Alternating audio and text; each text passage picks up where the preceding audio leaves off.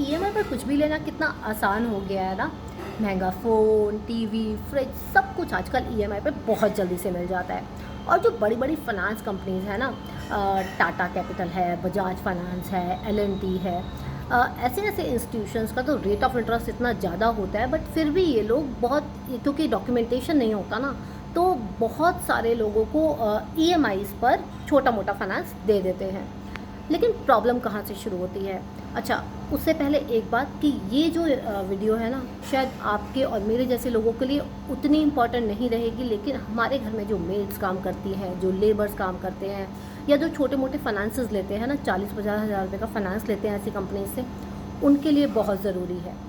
होता क्या है कि ये जो ईसीएस मैंडेट फॉर्म पे साइन करके आते हैं ना जाके, उसके बाद ये लोग क्या करते हैं कि अपने अकाउंट में बैलेंस मेंटेन नहीं कर पाते। जो इनकी ईएमआई कटनी है हर महीने की, जिस भी डेट पे कटनी है, उस वक्त पे अगर इनके अकाउंट में वो बैलेंस मेंटेन नहीं रहता, तो क्या होता है कि ईसीएस तो लगेगी, अपने टाइम पे लग जाएगी। ईसीएस लगी, बैलेंस नहीं था, ईसीएस रिटर्न हो गई, रिटर्न के चार्जेस लग गए, विच इज़ वेरी हैवी, बहुत हैवी पेनल्टी लगती है।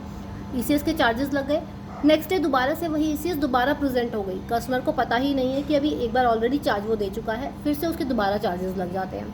और फिर होता क्या है, वो कंपनीज कॉल करती हैं कि सर आपका ईएमआई कटना था, आपका बैलेंस नहीं था, अब आप पैसे जमा करवा दीजिए। कस्टमर क्या करता है, अभी भी अपने अकाउंट में पैसा नहीं जमा करता है, बल्कि उन कंपनीज को डायरेक्ट पेमेंट कर देता है। होता क्या है, वो ईसीएस दोबारा लग जाती है और दोबारा चार्जेस लग जाते हैं। ऐसे करके ये चार्जेस इतने ज़्यादा हो जाते हैं कि जितने का फाइनेंस नहीं लिया होता, 40-50 हज़ार का फाइनेंस लिया होता, लेकिन उसमें 10-10 हज़ार रुपये तक का चार्जेस कट जाता है। And I being a banker, मैं ऐसे कस्टमर्स को ऑलमोस्ट रेगुलर बेसिस पे फेस करती हूँ।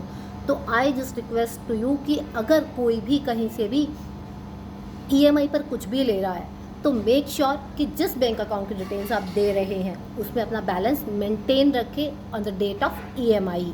नहीं तो पेनल्टी इतनी हैवी रह जाती है कि वो बियर करना बहुत डिफ़िकल्ट हो जाता है, और सभी को लगता है कि इतना तो लोन भी नहीं लिया जितने कि हमने चार्जेस पे कर दिए।